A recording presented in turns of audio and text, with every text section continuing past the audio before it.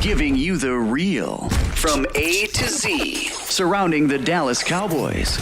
News, updates, rumors, transactions, takes, and more. So strap up, Cowboys Nation, and start your day off with A to Z Sports. Live with Will Steele.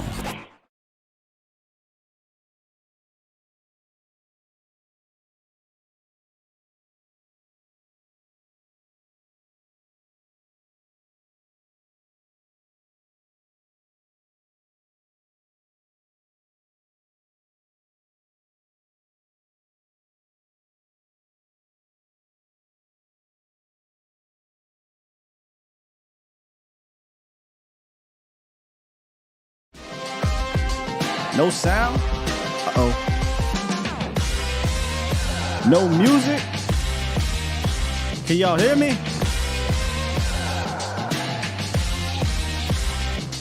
Check, check. I can hear me. Oh, we good now. I don't know what the deal was, Cowboys Nation, but welcome in. We are back. We are live, and we got a jam-packed show coming up today. Yes, indeed. The scientific method, of course. Our guy, Patrick No C Walker, coming through. We're going to go inside the Cowboys locker room and get some injury updates on Tyron Smith, Chuma Edoga, all these guys. And we'll also jump into the lab today. It's Cowboys offense against that Philadelphia Eagles defense. And I got a couple ways that the Cowboys can attack them, should attack them. So we'll jump into the lab in the film room a little bit later on for that. And we'll obviously take a look at their defense in detail from top to bottom as well, man. But first, apologies. By the way, apologies for the sound. Not sure what happened there, but we got it cleared up. That's all that matters. But, man, shouts out to the Texas Rangers. Man, like, congratulations, for real.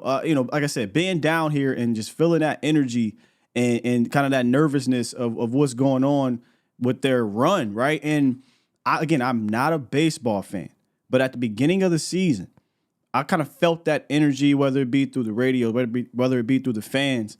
And then you saw them go through their troubles early on or in the middle of their season, and they went out and they got aggressive to make their team a little bit better, both in the offseason and in the middle of the season. And boy, did it pay off big time for the Texas Rangers, getting their first World Series victory in franchise history. Shouts out to my bro, Jesse Holly. He had sent me a video of Texas Live, which was lit down there. And he was like, man, I miss it. I was like, I miss it too. Just a regular season victory for the Cowboys. It was fun to be around that. So I looked at a couple of the videos, and I'm not going to lie to you, I got chills. I'm not even a baseball fan, but just seeing that energy, seeing people excited and just being around that when your team wins a championship, it just has to be amazing. So I actually clipped it up. Take a look at this. In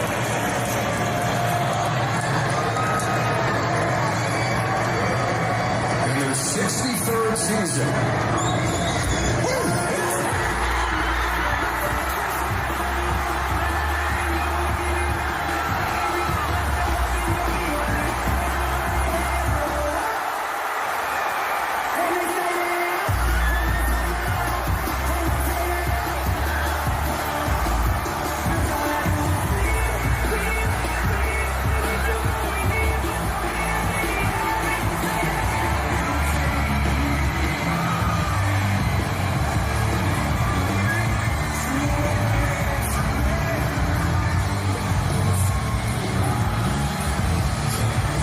What a moment.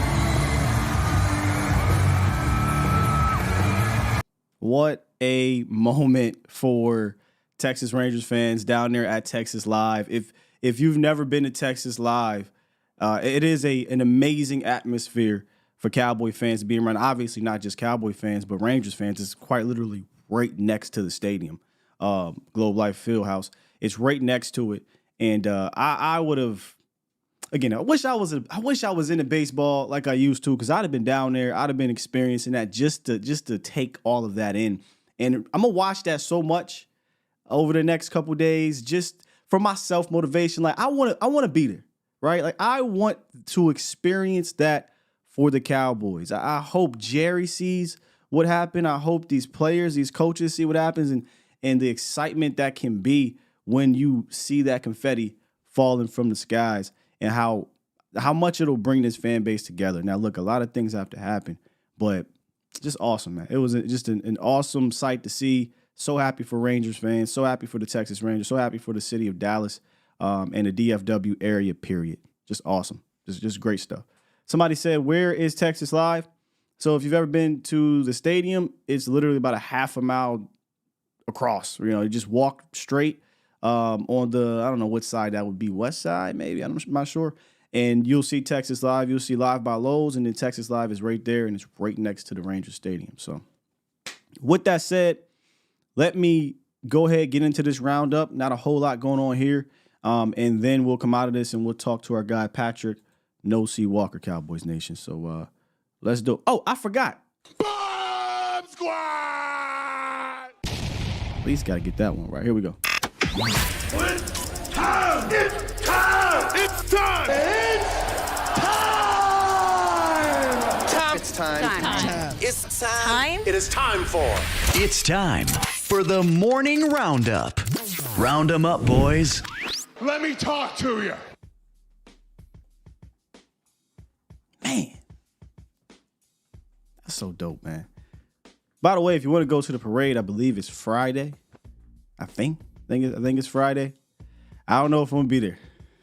It's a lot going on. Now, if it was the Cowboys, damn well I'll be down there. Probably be in jail. But let me talk to you, Cowboys Nation. Brandon Aubrey, we talked about him on Monday. He went for a walk with us, I believe, on the cookout segment of the show. Brandon Aubrey, I actually had the numbers wrong when I talked about him the other day. He's 18 for 18. And he was named Special Teams Player of the Week in the NFC, going 5 for 5 with extra points and 2 for 2 on field goals with a 58-yard long field goal, obviously a career high. And, just dude is smooth, man. I mean, what Mike say? Smooth as fast. That's Brandon. He just, everything just doesn't faze him. It goes out there, 58, cool. 66, no problem. I'm excited to see if we get put in a situation where we have to kick a game-winning field goal, which you could say happened in the Chargers. Cowboys got in field goal range, kicked the game winner, basically. I mean, obviously they had to make a stop, but Brandon Aubrey's been clutch. He's been money. He hasn't missed. Eventually things happen like that, but I don't know. It just feels different with Brandon Aubrey, and part of me I'm trying to fight off the whole Brett Maher thing. Right, where, oh my God, Brett Maher was amazing during the regular season, then just fell apart in post. But the reason why I think this might be different with Aubrey is he doesn't have a downside to fall back on as a professional, where we've seen this with Maher in 18 and 19. He was very up and down. Aubrey just like, hey, I'm here, man. We just living life. And he's doing a fantastic job. And maybe the Cowboys might have found their next Dan Bailey. Is it early? Maybe. But he's 28 years old. Kickers can play well into their 30s. So maybe they'll have a guy that can keep around for the next 5 years. We'll see. But it's not just Brandon Aubrey who's playing well. I wanted to feature this entire special teams unit because coming into the season, we talked a lot about how we believe the coaching aspect of this team is stronger than it's been collectively in years past, right? You have Dan Quinn, who's Dan Quinn, obviously. Mike McCarthy is his ship now, right? He's the one calling plays. He's the one that's been to the Super Bowl. He knows how to manage a Super Bowl team, and it's his baby, right? So, all right, Mike, you've got the squad. It's your baby. You've been there before. And John Fossil, who has come to Dallas and immediately turned their special teams unit from one of the worst to arguably the best. Up and down. We talked about Aubrey. We talked about what he did with Maher last year in the regular season. But Brian Anger's having another good year. Anger was an all-pro last year, Pro Bowler. He's 4th in the league in average. He's 3rd in net average. And he's only had to punt the ball 21 times. But 33% of those punts have been down inside the 20. That is a top 5, I believe, but definitely top 10 ratio in the NFL. So Anger is still balling. And then you saw what Kevontae Turpin did last week twice, right? In the kickoff return inside the 20, and then the punt return that should have been a touchdown, and Nashawn Wright, that whole situation. So this special teams unit has been special. Obviously, the block punt, right, that you had in that game, the block field goal for a touchdown. They are, I'm not following every team's special teams, but it'd be hard-pressed to find me two better. Find me two special teams units that are playing better than the Cowboys. It's been awesome. Let's hit this practice report. There's a lot of names on there, but we know what they do now with the Wednesdays. The Wednesdays are treated as kind of those veteran days, and they monitor some of these guys. So let's look at the total vet rest days. You had Stephon Gilmore and DeMarcus Lawrence. They sat out for NIR rest day. So nothing is wrong with them. The guys who were limited were Chuma Edoga with the ankle, right? Remember, Chuma had the low ankle sprain, but they're going to probably tape that up and see if he can give it a go. So it looks like Chuma will be fine to play. We'll see if he'll be starting or if he'll be a guy that can come off the bench. The rest of these guys that were limited were also veteran rest days, so they probably did some stretching. They probably did some individuals or something like that and then sat out the rest of practice. That was Brandon Cooks, Jonathan Hankins, Zach Martin, Jordan Lewis, all sat out, all were limited participation in practice because of veteran rest days, not injury related. Now, who did not practice yesterday due to actual injuries? You had Michael Gallup, who was dealing with an illness. So we'll talk to Pat about all these guys, but we'll see what's up with that. Tyron Smith, obviously, still dealing with the neck, and Jaron Kearse was dealing with a toe.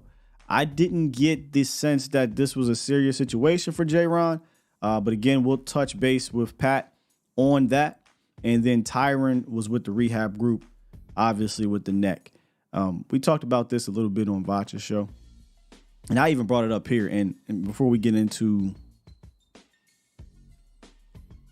the phone line here with Pat, let me bring you back and have a conversation. Quick conversation. But if Tyron's not able to go, they're obviously probably going to, they're obviously going to go with Chuma Edoga out there. And I've been torn on this, man, just because this kid is so good in regards to Tyler Smith. Monday, I think it was, when I said, oh, man, if Chuma can't go, if Tyron can't go, slide Tyler out there. But looks like Chuma's probably going to go. And I still was like, slide Tyler out there. But then you just watch him play, and you're like, man, he could be a fantastic guard. This is what I thought he was drafted here to be anyway, was a fantastic guard. But you look at your situation, and you're like, I want to protect my quarterback's blind side, and I think about Tyler Smith. So I'm not going to sit here and lie to y'all, man. There's a day I'll wake up and be like, nope, Tyler at guard. There's a day I wake up and be like, nope, Tyler at tackle. I'm at the point right now on Thursday watching him do what he did against, Aaron Donald. It's like, okay, maybe Jordan Davis and Jalen Carter and Fletcher Cox and Milton Williams. Maybe you might want to keep him in there for these type of games, but some games I'm like, hey, you might want to put him out there at tackle against some of these guys. But if Chuma can go, Chuma will be your tackle. It's going to be a fight. This is going to be one of those ones where going up against Josh Sweat or I almost said Barnett, but Josh Sweat or Hassan Reddick, that's going to be a tough matchup for Chuma. He hadn't seen that kind of rusher in a few weeks, but he's been fighting. He's getting banged up, but he's been fighting. So the Cowboys interior-wise, between Zach and Tyler, I think they'll be able to fight their interior guys down in and down out and have success. We've seen them do it against Aaron Donald after the first drive. The edges, though, right? And we'll get into this in a second. Those guys on the edges, our tackles, are going to have to come to play. Whether it's Tyron or whether it's Chuma, they're going to have to come to play in this game because they're going to try to get after you and disrupt what Dak Prescott's been doing, and that's his rhythm that he's been having. And we're going to talk a lot about that, way more about that here in a second, but it is time, Cowboys Nation, for the scientific method. as you guys know. Patrick No C Walker in the building. Let's get into it. What's good, brother Pat? What up, brother? How goes it? Man, I'm a little jealous. I ain't gonna lie to you. Seeing the Texas Rangers win the World Series and seeing the celebration. I played the video of Texas live, bro, and I got chills. I'm not even a Rangers fan, and I got chills. Yeah, because you're a fan of the sport. Yeah.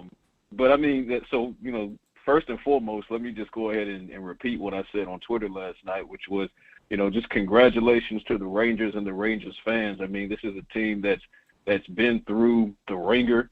I'm not going to bring up the previous World Series and how close they were. I mean, they got this job done. They had hot streaks this season. They had ice cold streaks that made a lot of Rangers fans wonder if they could get the job done. And then you look at how the regular season ended, and with the Astros kind of just skating by them to take the division. And then it was the battle for Texas after they go to Tampa and they sweep the Rays, they sweep the Orioles, the number one team. And then, 7 games against the Astros, take Game 7 at Minute Maid Park, set the stage for the World Series, and then they just went and handled business. I had them in 6, and yes, I have receipts for that. I had them in 6. They went and did it in 5. And Eovaldi last night, man, just the picture of resiliency. Got himself in trouble several times, but just as quickly got himself out of trouble. So, yeah, Rangers fans, enjoy this. Drink it up. It goes down smooth, trust me. All love and respect from Braves country. We were hoping that we would get to face you guys in the series. We didn't take care of business. You took care of business. So from every Braves fan not named John Smoltz, we got a lot of love for you guys. As my guy Chris Jericho would say, take it in, man. Take it in, man. But John Smoltz, speaking of Jericho, but John Smoltz, you just made my list. You can't be going at Rangers and Rangers fans like that, man. As far as just basically hoping that the Diamondbacks win. I mean, call it straight down the middle, man. That was we love you to death in Atlanta. You're a deity in Atlanta, but that broadcasting during the playoffs, particularly the Rangers games, that I don't know what's going on there. So, yeah, we'll have a long, hard talk with John Smoltz. But Cowboys, you're up. You're up, brother. Exactly. And I was a huge Smoltzy fan, but I haven't listened to his commentary, so I don't know much about it. But, hey, Smoltz, can't be doing that. But you're absolutely right. The Cowboys are up. I know Jerry is watching that. He's going to see the parade, and he's going to be, hoping at the very least. We didn't make any type of move, but hoping at the very least that the Cowboys can join that parade. And look, let's just be honest. It's a measuring stick game, Pat, coming up here on Sunday at Philadelphia Lincoln Financial Field. It's a measuring stick game, and the Cowboys are going to need their horses. And there were a couple players who were out. Can you kind of give us an update on the injury report from yesterday? Yeah, we'll just do a quick rundown. Yep. Wednesday has become the Cowboys veteran rest day, so had several veterans resting. Brandon Cooks, Stephon Gilmore, Jonathan Hankins, DeMarcus Lawrence, Jordan Lewis, and Zach Martin. They were all resting on yesterday. Michael Gallup popped up with an illness. He did not participate. I'm told he's expected to play on Sunday as long as he continues to improve over the rest of this week. If he doesn't, Jalen Tolbert's season, nothing wrong with that at all. Then, of course, the headliner, which would be Chuma Edoga and Tyron Smith. Now, Chuma suffered, thankfully, a low ankle sprain in the win over the Rams. Not a high ankle sprain, so he has a good chance of playing this Sunday against the Philadelphia Eagles. He was limited yesterday on Wednesday, so good news for him. Tyron Smith did not participate. He was with the rehab group. That was expected, but Jerry Jones told 105.3 The Fan on Tuesday morning that there's a great likelihood that both will take the field on Sunday. We'll see how that goes. Now, it could be that Mike McCarthy is of the same mindset, and he's, giving Tyron that extra rest. But today being Thursday, this is going to be a key day to try to figure out what Tyron's trajectory is going to be. Are they going to have him limited today? Is he DNP again today with maybe limited tomorrow, kind of ramping him up later in the week? We will see. So kind of what you were saying before I tapped in, I mean, this is going to be whether it be Tyron Smith or Chuma Edoga, is going to be a strong task to try to contain the edges of that defensive line in Philadelphia, because those they got horses too and they're ready to play. Well, let me just stay there then. Talk about the Philadelphia game. You guys got a chance to speak with a lot of players in there, one including J-Ron Kearse, who you mentioned he was out with the toe. Doesn't seem like, according to from his interview, that he's worried about it. It seems like he's going to play. But real quick, for the toe situation, you feel like he's going to play in this game, or a little bit concerned? Well, based on the conversation I had with him in the locker room, and that was prior to the injury report coming out, you wouldn't have thought there was anything wrong with Jayron Kearse at all. I mean, he is locked in and focused. And, normally with Jayron Kearse, particularly coming off of a win, he's flashing the pearly whites. He's talkative. He's fun, but he's intense at the same time. There was no, flashing of the pearly whites. There was no smiling. There was no jovialness. There was none of that. It was just this dude. I've not seen him like this season. I will go ahead and just tell you right now. I've just not seen him like this. He's just locked in. And I asked him about, AJ. Well, they asked about AJ Brown, obviously, and then I was like, hey, well, based on your role, what's the challenge with Dallas Goedert? What are the big challenges with Dallas Goedert? And he was just like, you know what, man, I'm not even with the talking right now. I'm just ready to get out there and get it on, end quote. So that's the tone that's in the locker room right now. And I think for the most part, these guys, I don't want to say learned the lesson, but yeah, let's just go ahead and say it. I think they learned the lesson from San Fran. From San Fran in the capacity of, you understand the magnitude of the game, but don't OD on the magnitude of the game. Mm-hmm. You still have to go out there and execute and play well. You can't get too much in your head like they did in San Fran, because going into San Fran, obviously Jayron was one of those players as well who was basically like, yeah, this is what we've been looking forward to. Leighton Vander Esch, I've had this circled since January. There's none of that talk right now. All this talk in the locker room right now is it time yet? Is it go time yet? We're ready to get up there. And then you start asking these guys about, some of the challenges, and they'll give you the generic answers. Yeah, A.J. Brown's a great receiver, et cetera, et cetera. But let's go play some football, right? So even Dak Prescott's comment, funny comment about poor honey on me. And, yeah, that made the engagement memes and all that and, those tweets, because that's what those farmers are going to do. Mm-hmm. But if you look at the crux of the comment, he basically called the Eagles the bear, and he, quote, unquote, called him a great opponent. And he said, poor honey on me, as in, I'm not running from this fight. Same thing Tony Pollard said yesterday. He was like, we're not running from this fight. He said, all, respect to the Eagles and what they're doing. They're 7-1 and they're rolling. But he was like, we're not running from this. We got to go up there and we got to go through them. So, yeah, I love that energy. Let's go. Yeah, it's part of me wants some of them to just be on some, I'm just here so I don't get fined. Because y'all, not you, when I say y'all, not you, but other reporters are going to pick and prod and try to get some soundbite out of them. And these guys, I think, like you said, learned their lesson from San Fran in the sense of, yes, we understand this is a big game. But like you said, we don't need to OD on that. And neither do you guys, not you, but them, need to OD on that. We all know how big this is to go up there to get a victory. And that's why I said it's kind of that measuring stick, that next test for the Cowboys that they're going to see here a whole lot after the bye week. 100%. And there were a couple of fans a couple of days ago that tweeted me. I didn't respond to them because I just kind of shook my head, because it's like, okay, I'll let you have that. And basically the tweets were, no, see, this game is the entire season. No, it's not. No. See, you're ODing. You're ODing. It's not. Now, I didn't know a way to frame it that it wouldn't be taken wrong on Twitter, because it's Twitter. On Twitter. So let me say it verbally so ladies and gentlemen can hear my tone. This game is not the end-all, be-all for this season. This is week 9 of a 17-week season plus playoffs. This is not the end-all, be-all. Now, it's also true that this game will largely help determine who wins the NFC East, playoff seeding down the road. So, yes, this is a midterm for the Cowboys. There you go. They flunked the first test, but this is, in fact, the midterm. Now, if for whatever reason they fail the midterm, which I don't believe they will, but if they fail this midterm, then they have one final shot, which is the final exam. But that is to say that what happens in this game, good or bad, is going to help largely determine how difficult the task will be in passing the final exam, but it doesn't fail the class. So that goes back to what we're talking about, Steele. And while we love to hear what Jayron is saying and learning lessons from the San Francisco game, is understand the magnitude of this being the midterm. Study for it like it's the midterm, but don't OD on it and get yourself all worked up to the point where you can't perform well because you were so nervous and anxious going in. So, yeah, this is not the season in Week 9, but it damn sure will help determine how this season goes. So go up there. Pat, we still got you?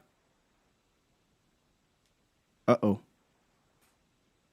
I got you. Okay, yeah, you kind of cut out there. But yeah, and to add on to that, this is also test or midterm 1 of 2 for this team, right? The Cowboys are going to see this squad again. So this isn't the end all be all, number one. But it is a big matchup.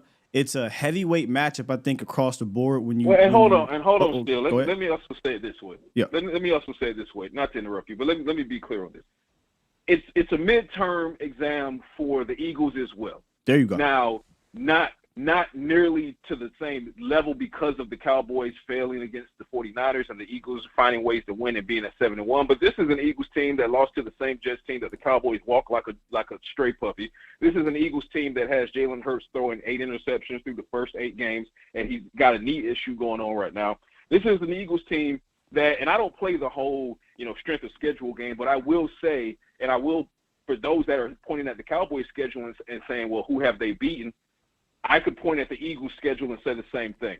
So as much as the Cowboys are about to be tested against one of arguably the best team in the NFC right now as we have this conversation, that the Eagles are about to be tested by one of the top 3 NFC teams as well, with the Cowboys coming. So the Eagles they can afford the loss, but not when it comes to morally. They're trying to demoralize the Cowboys, and they don't want the Cowboys to come in on CenturyLink Field and take a victory, right? So there's pressure on the Eagles just as there's pressure on the Cowboys, just in a different capacity. So for those that are only viewing this as one-sided, believe you me, the Eagles are feeling some pressure by their fans and their coaching staff, and all week they're going to hear, whatever you do, do not let the Cowboys come in here and get this win. They're feeling it too.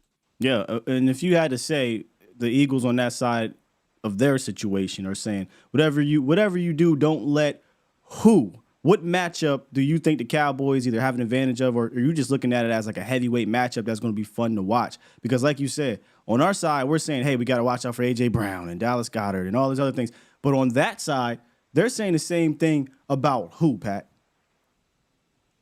They're saying the same thing about Dak Prescott and CeeDee Lamb after seeing what they did to the Rams last week. They're saying the same thing about Dak Prescott and CeeDee Lamb after seeing what those two did against the same New York Jets team that picked off Jalen Hurts twice.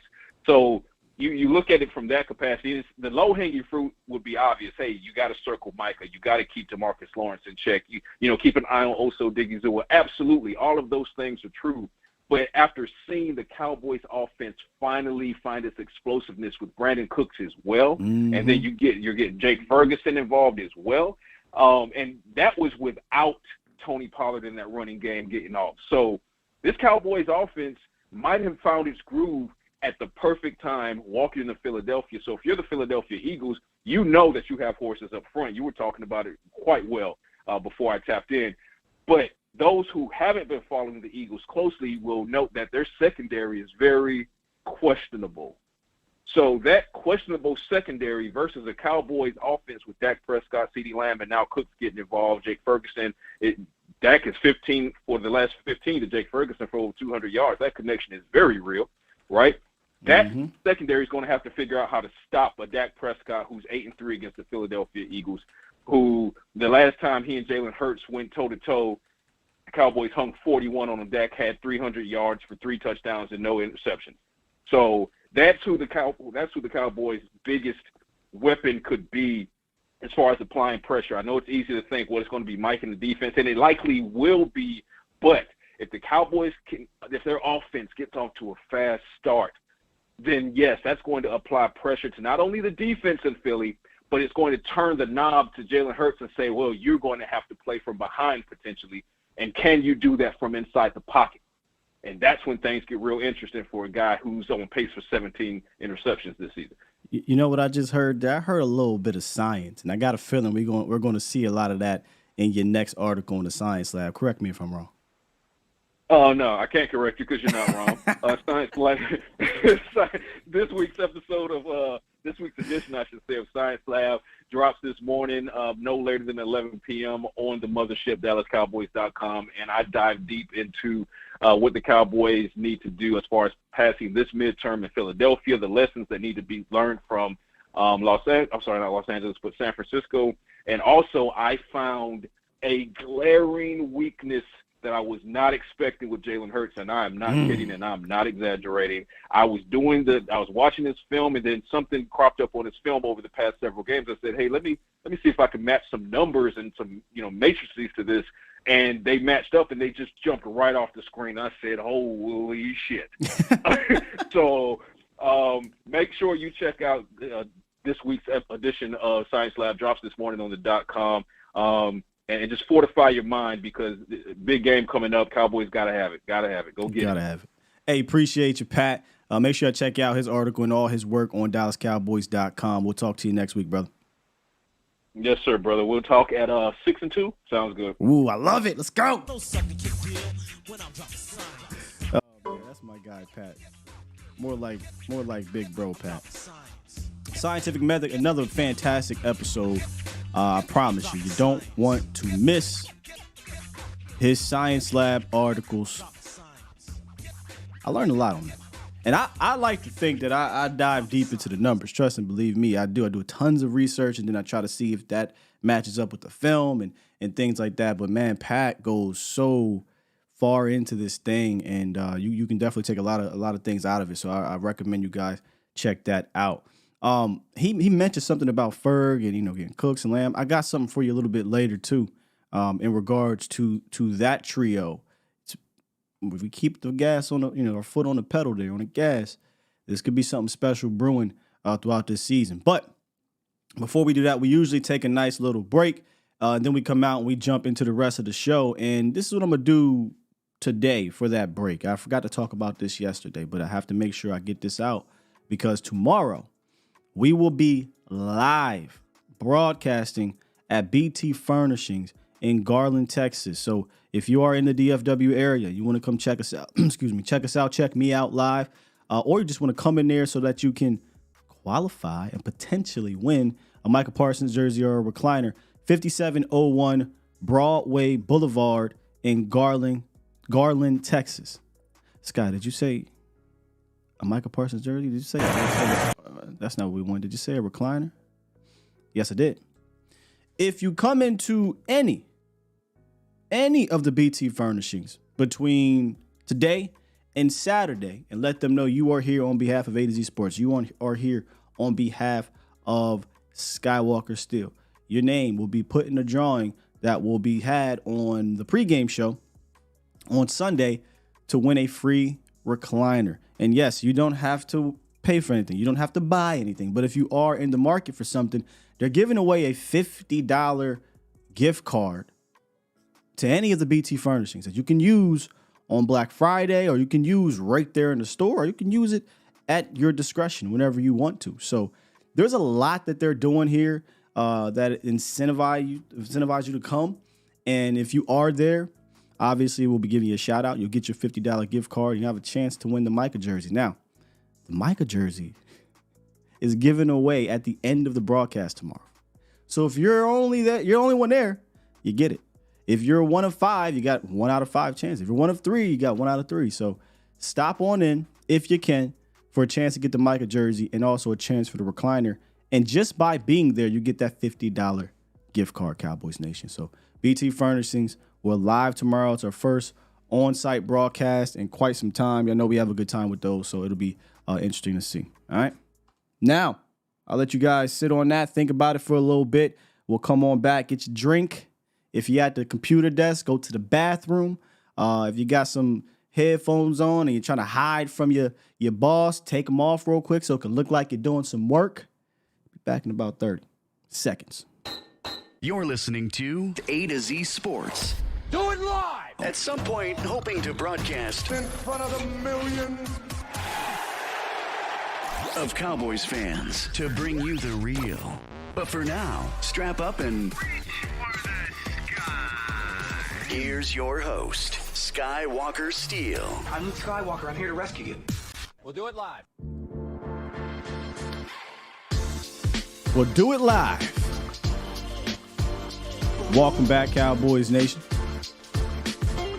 If you're just getting here, you missed our weekly episode of The Scientific Method, where Pat gives us the inside scoop on what's going on down there at the Star. Talked about some of those injuries, talked about some of these matchups, and how, from a mental standpoint, these guys seem to have learned their lesson. I hate to say that, but sometimes you got to get humble, right? Sometimes you got to get humble. Hopefully, Dallas is doing the humbling against the Eagles on Sunday. Yesterday, we talked about their offense. Me and Okoye broke down their offense to the bone, man. All the way to the bone. Respectable offense, right? Like, there's no doubt about it. They're top 5 in this and top 5 in that, and they're scoring a lot of points, and A.J. Brown and all that. Amazing offense. But let's talk about this defense real quick. It's interesting defense. First-year defensive coordinator Sean Desai. He takes over for Gannon, who felt like a lot of Eagle fans hated the guy, but, man, he led that defense to one of the best defenses in the league last year. This year, it's strange, a very strange defense. You know, on one hand, they've been a stingy unit on the ground, right? They're number 1 in yards, number 1 rush defense. Top 10 in yards per carry, top 10 in rush yards or rush touchdowns allowed. And a lot of that has to do with who they have up front. They might have one of the most diverse or deep defensive lines in the league. I mean, you could argue Philly, Dallas, and San Fran, Cincy up there. You know, those defensive lines. Check. Let me know if my audio got funny on y'all. Got funny in my ear, but those defensive lines are arguably the best in the league. And they can go 4 deep. Okay, we good. Thank you.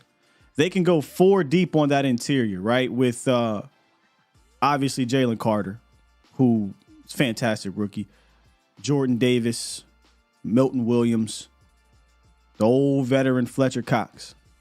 They got some guys in there. But they're led to me by Jordan Davis and Jalen Carter. Those are the 2 guys, the 2 young Bulldogs from Georgia that make it tough on you, whether it be in the pass game or in the run game. So I'm going to need Tyler Biadasz to be on this game, man. He's going to have to buckle up, Cowboys Nation. He cannot be getting moonwalked by Jordan Davis in a Dak Prescott's lap. Can't do it. And I know that's easier said than done, but it's tough, man, because Davis is impactful, an impactful player, 6'6", like 340. You see him coming into his own, but now he's starting to turn it up a little bit in the pass game. You know, you don't really see guys 6'6", 340 with 4 sacks at this point in the season, 11 pressures.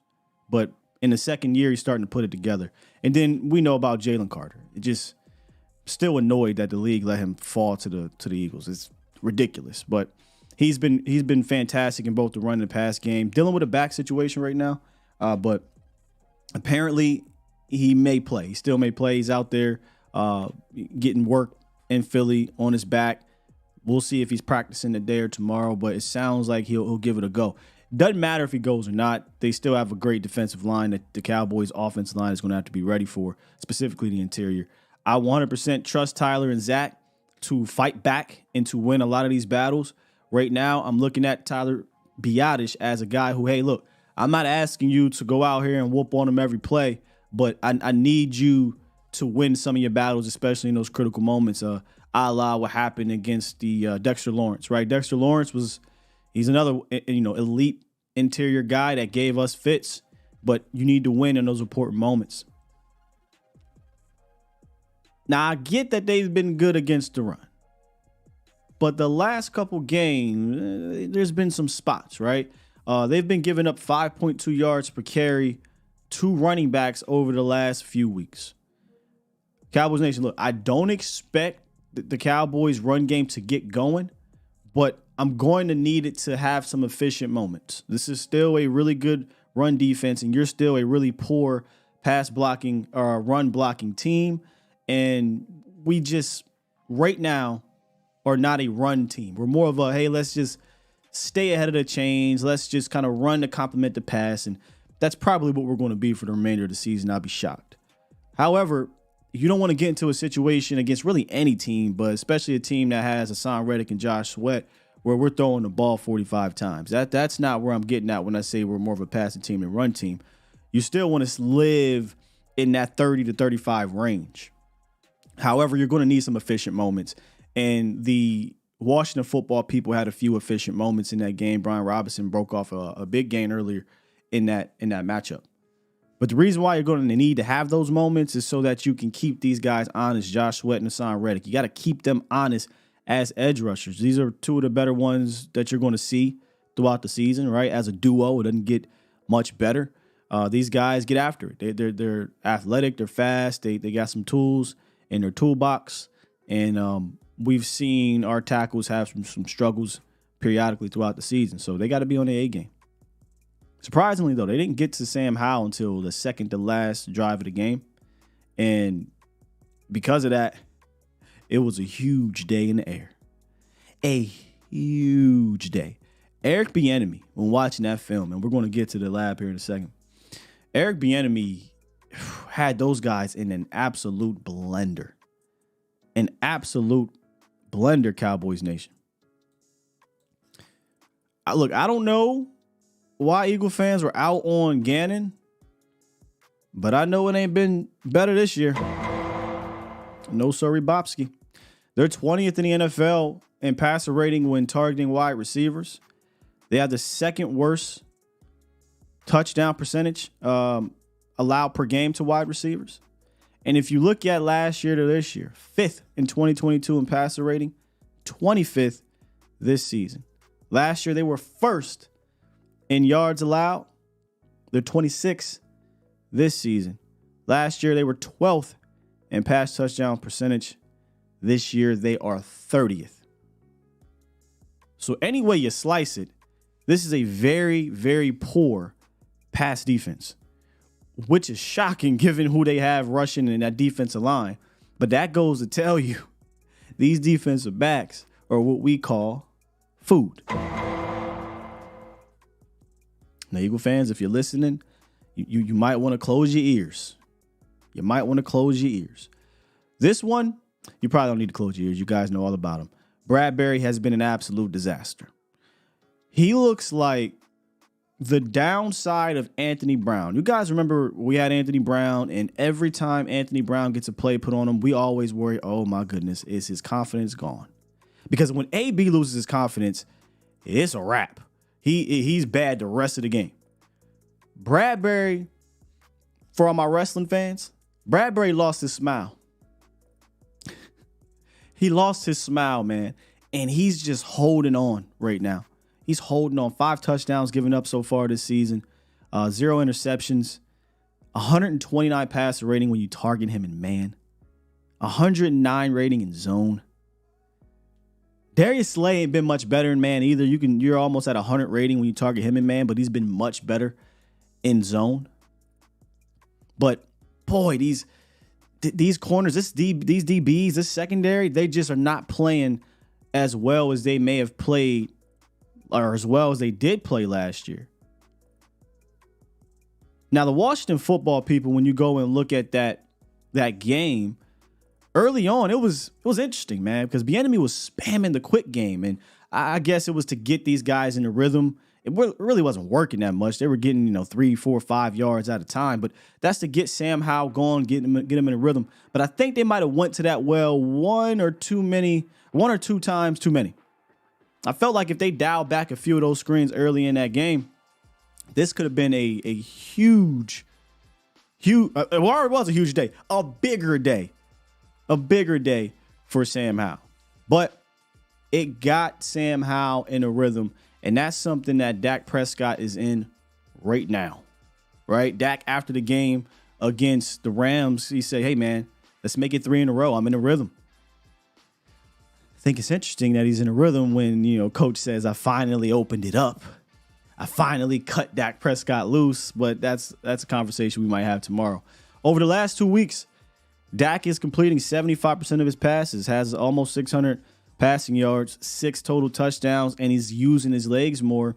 And not just from a design run standpoint, but just escapability and stepping up in the pocket and creating big plays, moving through the air. So he has 59 rushing yards as well. And we don't really count his legs, when he's moving as rushing yards in regards to converting through the air. But that's been probably bigger than him running, we're being honest. So I'm looking for this thing. I'm looking for the Cowboys to come out here and maybe do a similar game plan in the sense of let's get some quick hitters going, right? We saw CD Lamb get involved early. Continue that. We saw kind of a quick screen, tunnel screen to CD. Let's give him a rock, a reverse or jet sweep to CD. Look, with this pass rush, Hassan Reddick and those guys, Josh Sweat and this defensive line, they're going to be getting after. They're going to be hyped up. It's a home game. It's a division rival game. Usually at home, your pass rush performs better. Use that against them. How about we start doing it? I'll hit them with about 2 halfback screens right away. They're going to be wanting to fly upfield. Because once you get Dak in the rhythm, and if that pass rush ain't pass rushing, oh boy, it can get funny on the back end. They really had no answer for Washington when they were not doing the screen. It was just a matter of, can Sam Howell find his guy? Let's jump into the film room real quick and talk about a few ways that I think the Cowboys can attack this Eagles defense. Before I get into it, though, I just wanted to show this play because you can just see Bradbury's just not playing with that confidence. Bradbury's at the top of the screen here. Here we go, number 24. And he's going up against Scary Terry. Look, nobody likes that sight if you are a defender, but you look, man, you are all pro as they tell me, right? He's an all pro. By the way, let me know if the audio is good. I think the audio is straight. But Scary Terry just kind of a similar route that Brandon Cooks did to Akello Witherspoon, where he stabs at the top of it and gets wide open and it's just not a good rep, man. And let me tell you about this guy, too. I'm a fan. I mean, I like Reed as a safety, but there's times where you watch him and you're just like, hey, man, we could pick on him, too. But, yeah, Scary Terry just absolutely obliterates Bradbury for the easy 6. Bradbury gave up 2 touchdowns there. But this is where I think the Cowboys can have a lot of success against the Eagles, and that's either in a 3-by-1 or that 4-strong set. It was absolute money for the Washington football people in this game. Here's not necessarily a 3-by-1, but here's a 4-strong, 1, 2, 3, 4 at the top, and you got the one guy isolated here at the bottom of the screen. This was working basically throughout the game, just throughout the game. I mean, guys, this is Darius Slay, so we're not talking about Josh Jobe or whatever his name. Oh boy. Just a missed opportunity, though, right there for Sam Howell. And you'll see that's a reoccurring theme. Excuse me. Reoccurring theme. Again, 3-by-1. 1, 2, 3. Isolate the guy over here. And it's going to turn into a 4-strong because you're going to get a kind of a sprint motion behind the quarterback. Money. It's been money. They just can't really deal with it and didn't deal with it well. And you'll notice one of the things that the Eagles tried to do in this game was disguise their looks. So we're going to likely get into a situation where they're going to open up in middle of the field open, and then they're going to rotate these guys at some point, right? And they do that here. You're going to have Reed, Blankenship, I believe, rotate. And I think Kevin Byers is going to come down here in a box. And they just pretty much ate this up all day. So it was the opposite way. So you had Kevin Byard rotate back, and you had Reed Blankenship in man-to-man coverage, and he wasn't good in this game in man-to-man coverage. What he does well, though, is he is instinctual. So if you have, say, a quick slant or a skinny post, and you're not threatening him with a combination, he'll fly downhill and he'll make an interception. But if he's in man coverage, or if you're giving a combination to think about, like that touchdown pass to Scary Terry, where they ran 2 fly routes and they put the split safeties, which was Reed Blankenship. You had to make them decide, am I going to take the seam? Am I going to take the outside? Again, what do we got, Cowboys Nation? 1, 2, 3. isolate the outside. Obviously, you have the running back here, but these bunch formations, right? These cluster formations, take your time, easy. It was easy money for Sam Howell. But this one right here, this is the play that I think could have broke the camel's back.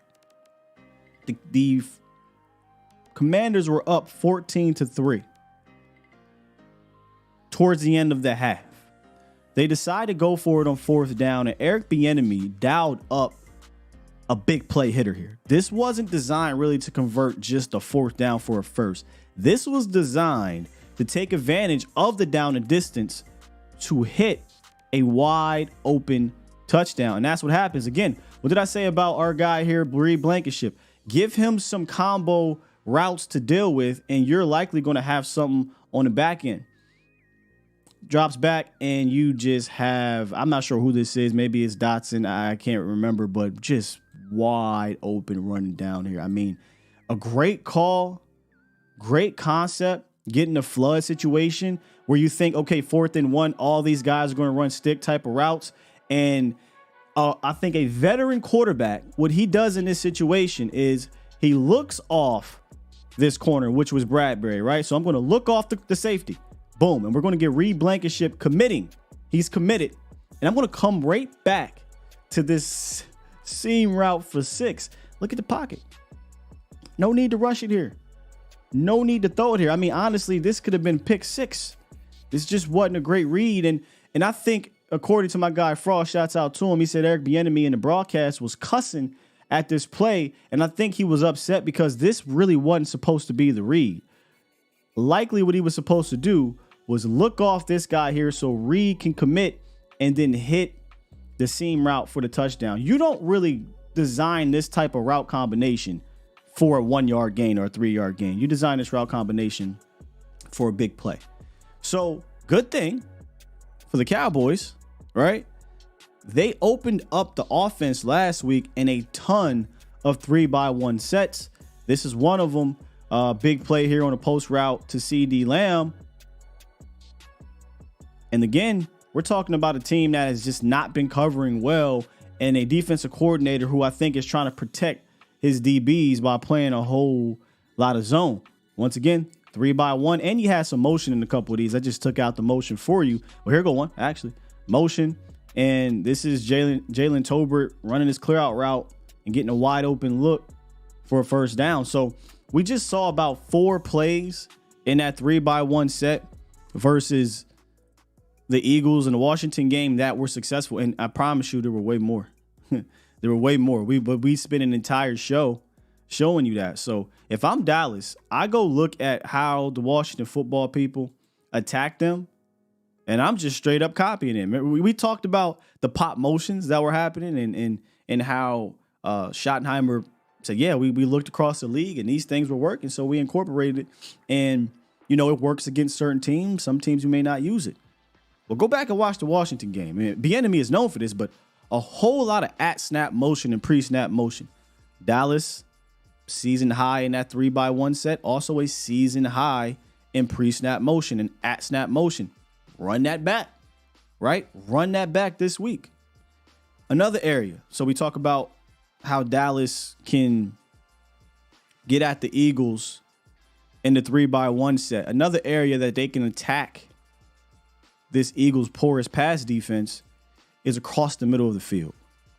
I charted Sam Howell was 11 for 13 in that middle area of the field for a touchdown. 11 of 13. Dak Prescott over the last few weeks, the middle of the field reads, the middle of the field targets have increased. The first 4 weeks of the season, they only threw to the middle of the field 9% of the time. That was 30th in the NFL. Since week 5, they are 6th in the NFL in targeting the middle of the field on early down. So, and we're seeing the combinations too, right? We're seeing some of these route combos include that. These guys are in a rhythm. They're in a rhythm. And this could be a game where I don't know all of Sean Desai's tendencies here, the defensive coordinator. I don't know if they're going to do star coverage. I don't know how they're going to play this. But if they decide to do something similar, if they what the Rams did in trying to take away CD Lamb on certain times, This is a time for Jake Ferguson and Brandon Cooks to get busy as well. I know we can go back to the Miami game and say, well, look, Sky, look what they did to Cheetah, right? Look what they did to Waddle. Waddle went out that game, came back in, wasn't the greatest. That offensive line, missing 3 starters, wasn't the greatest. Cowboys can take advantage of the Eagles if they decide to try to take away CeeDee Lamb because of Brandon Cooks, because of Jake Ferguson, right? These guys can get busy. And last week, I wanted to chart something. I was curious. So how many targets did the combination of CeeDee Lamb, Cooks, and Ferguson get? Because to me, those are the 3 guys I'm game planning for every week. Every week it's Lamb, Cooks, Ferg, right? And then everybody else gets involved based off how teams are playing those guys. They received 22 targets in that game. That is the most since week 3, where they received 21, right? The previous games, 12 targets, 17 targets. I wonder if moving forward, and again, this was in a blowout, and again, some of these other games were in a blowout as well, so these guys aren't in there. But I wonder if moving forward, the Cowboys zone in on Lamb, Cooks, and Ferguson moving forward. Now, for Ferg, it was only 4 targets, and Cooks only had roughly like 5 or something. But I think those are the big 3 in the passing game. Start treating Ferg like a tight end 1 around the league. Stop acting like, he's not nice. Ferg nice. Obviously, we know what Cooks is. And I thought it was funny on a second Lamb touchdown. It's only funny because you won. Because if you'd have threw an interception or something, not funny. But it's funny because you won. On the second Lamb touchdown, Brandon Cooks was running another, fly route, and it sounded like CeeDee Lamb was supposed to run a hook or curl. And if you go listen to sounds of the sideline, they were kind of laughing at each other like, hey, man, I ain't even run my route, right? Like, I ain't even really run. I kind of just read the defenses and was like, hey, I'm wide open if I keep going. So, he kept his route going and basically ran a fly route, got wide open for the touchdown. But on one part of me is saying, hey, he's reading, he's feeling the game. The other part is like, okay, but don't always do that, because next thing we know, interception or you got 2 guys in the same place. We don't want to do that all the time.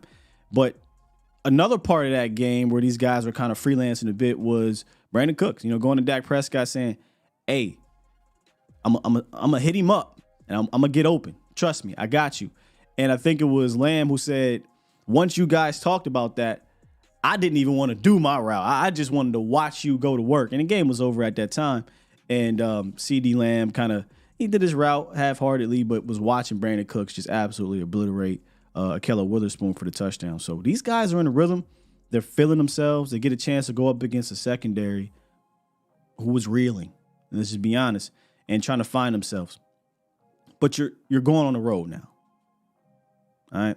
We talked about this the other day.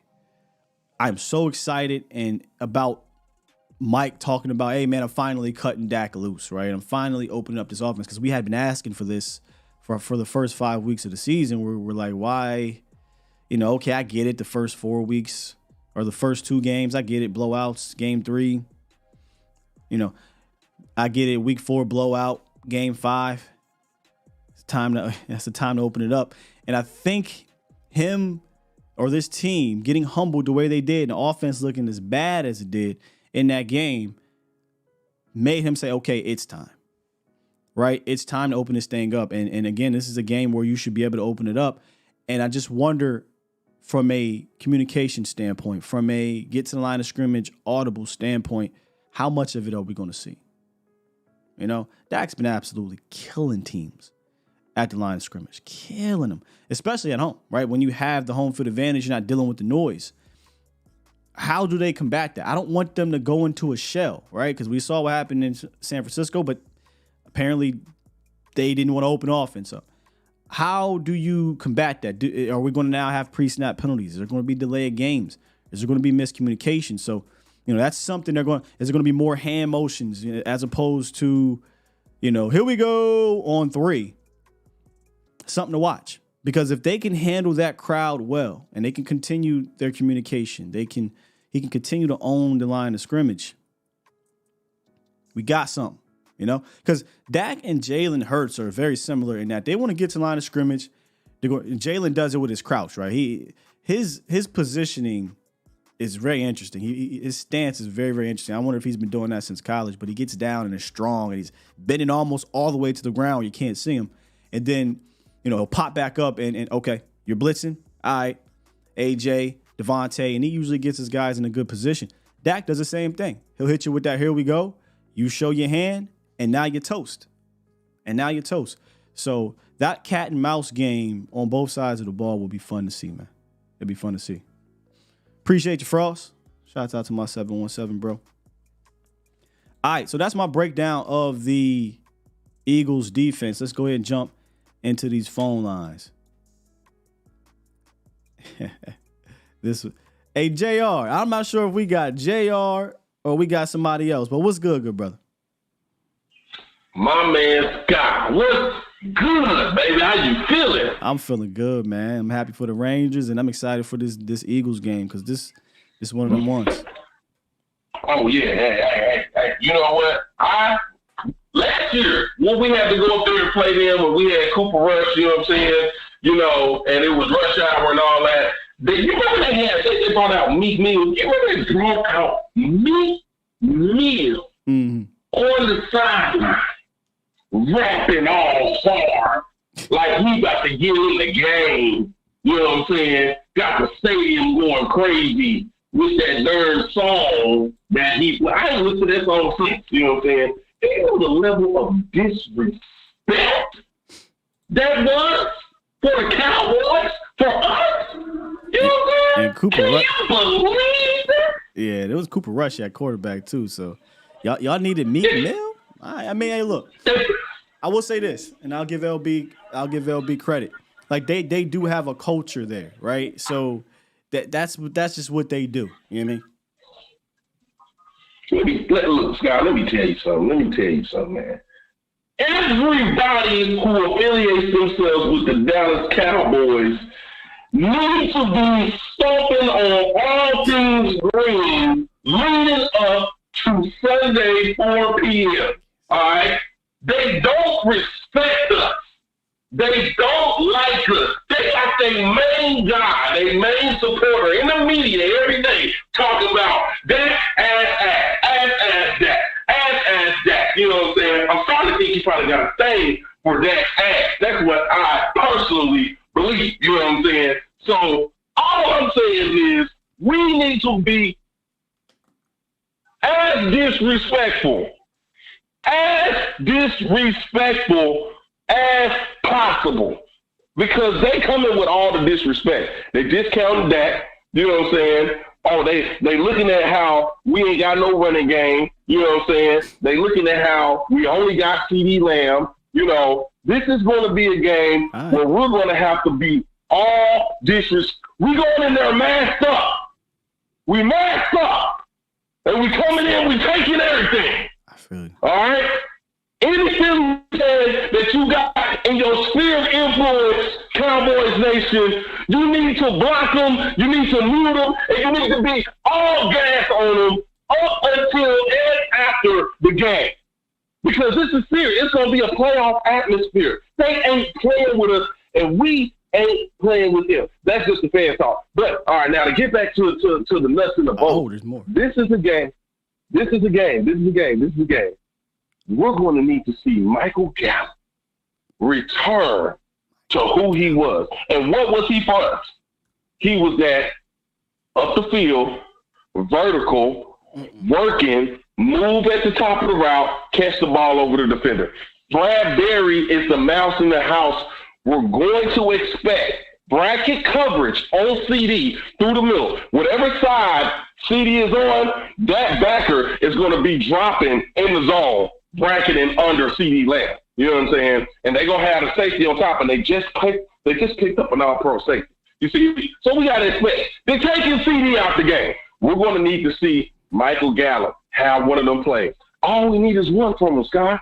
If we get one from him, 125, and he go up over Brad Berry, boom. You see what I'm saying? 115, 20, 25, 30, something like that. If we get one that's going to cause panic in their defense, and it's going to push them to change their game plan on, dang, do we give Bradbury help, or do we just leave him out there and we keep shutting down CD? You see what I'm saying? Or we put Cooks on him and we risk him getting cooked. I know do that. But if Gallup comes out and he does that, that's going to put more shock in him, because we see when Gallup is producing, but we know what Cooks can do, and we definitely know what CD can do. You see what I'm saying? So if we can get a Gallup to get out there and gas him early, that's going to cause him to compromise the whole thing. And you know what that's going to open up? It's going to open up those running lanes. And the other thing we can do. Oh, JR, come on, close it, bro. Come on now, brother. Come on now. All right. I'm just too hyped for this. You know what I'm saying? Last thing, we need to get them draws. We need to get them screens. We need to get them draws. Come on, family. We need to get them draws. So we're like, wait, time out. Hey, yo. Hey, I'm just saying. You know, we don't need to get them draws. We need to do them. We need to do the draws. Hey, we need them draws. We need them draws, baby. You know what I'm saying? We like Tony on Mark. Got the draws. You know what I'm saying? That TV. You know what I'm talking about? We need that, because they're gonna be screaming up the field. So we need to take advantage of that. That's all I got, Sky. You know what I'm saying? I'm gonna see if Coach Prime can slide in a little later. Oh, last thing, address for the place so I can pull up. Oh, all right, cool. Let me see. Let me pull that back up. Time out right quick. The giveaway. Nope, that's not the one. This is the one. 5701 Broadway Boulevard in Garland. 5701. You gonna see me tomorrow? What time? 12? You said 1, 11? Nah, I'll be there doing the show. You know, about 8:30 to 10. You know how that go. Oh, in the parade. Oh, I gotta make a choice. All right. Hey, it's up. You know what I'm saying? But look, even if you don't get there while I'm there, you can still go and get your gift card and get a chance to get the recliner. So, Scott, I got to be there during the show, baby. This is the place to be. I want you it's there too. A to Z. I know. You know what I'm saying? And if I come, I'm gonna have a special treat for you. So, all right. Hey, y'all hit that like. Y'all hit that subscribe. You know what it is. Hey, this is playoff atmosphere. We masked up energy. If you like it, if you feel it, hit the like, subscribe. We going up to the top, A to Z. And when we stump that long hole and fill, we coming back and we celebrate Monday morning. All right? I love y'all. Y'all have a good one, Scott. Salute to you, JR. Appreciate you, man. I appreciate you hiding in that closet from your kids, too, and doing this call.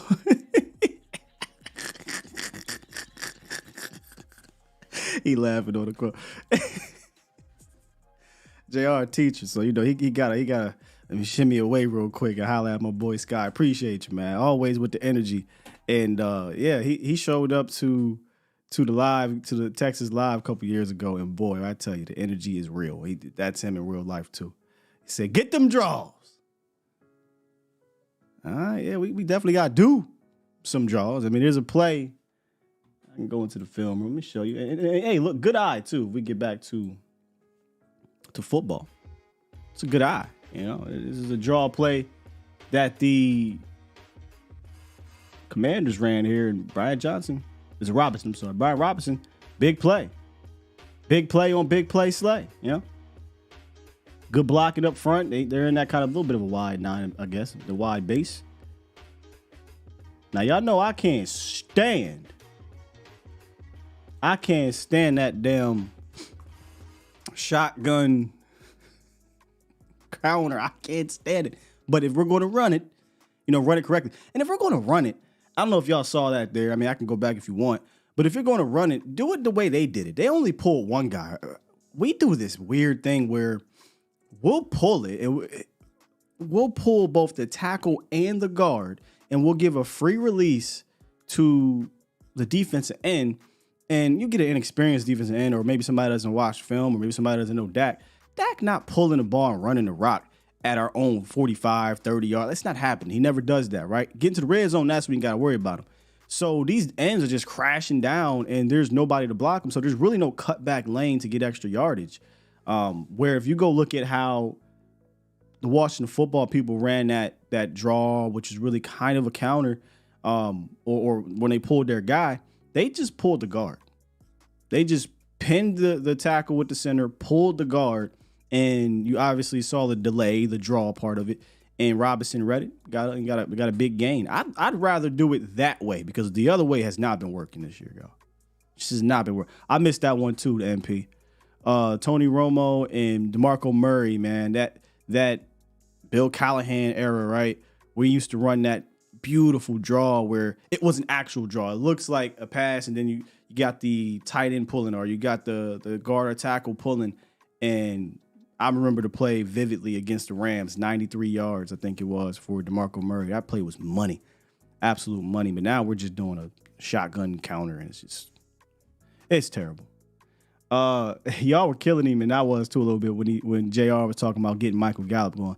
Look, JR, if you would have said Brandon Cooks, I'd have been with you, bro. I'd have been with you 100.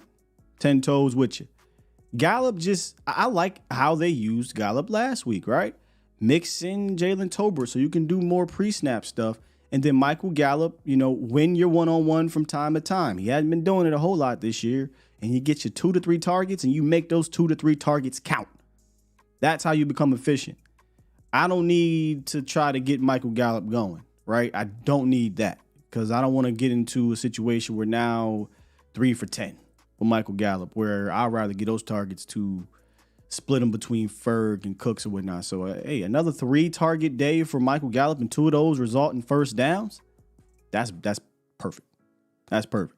Because now it's time to get Cooks moving, right? Cooks is starting to heat up a little bit. Teams are starting to respect what he can. Well, they've been respecting what he can do, but they're going to see on film that, okay, I got to worry about Cooks deep now because I put that on film. So let's get him going. Especially if you're going to put Darius Slay. I don't know if those guys travel. I have to go back and look. But if you're going to put Darius Slay on CD, if he's on the outside, or Darius Slay on Gallup, if he's on the outside, Bradbury on Cooks.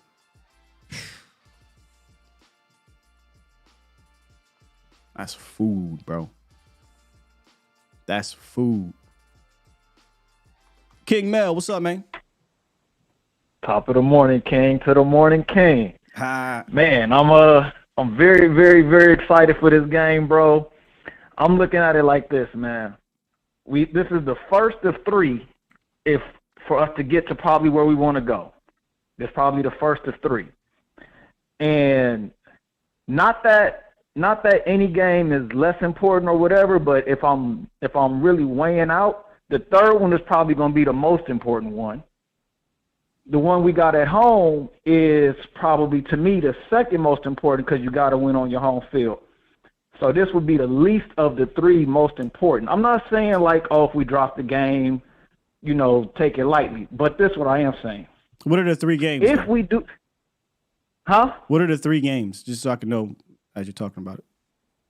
Oh, I'm saying the first of 3 games against Philly. 3? Yeah, that's the first of 3. I'm saying the 2 regular season games, and then if for us to get to where we want to go, 1 in the playoffs. Oh, so you just automatically you're putting them you're putting that matchup together. You just pretty much feel like the Cowboys are going to play Philly in the playoffs. Oh yeah. Okay. Yeah. For us to get to where we want to go, we're gonna have to go through Philly, or Philly gonna have to go through us. Okay. I think we would all probably agree that Philly is one of the top at least 4 teams in the NFC. And if everything goes as the way it's been going, they should be there at the end. Let's talk about the first 2. So if I'm ranking let's get the first 2. We can't. Yeah. We can't assume there's going. Yeah, they can't assume there's going to be a 3. I'm done with that, bro. I'm totally done with that shit. Hey man, I'm being optimistic. But if we're going to drop this game, I don't want to lose this game throwing 1, 2, 3 slant flat. Mm-hmm. Don't lose this game because you threw to Michael Gallup 10 times. Don't lose this game because you weren't doing pre-snap motion. Don't go back to the San Francisco game plan, and that's the reason you lost this game.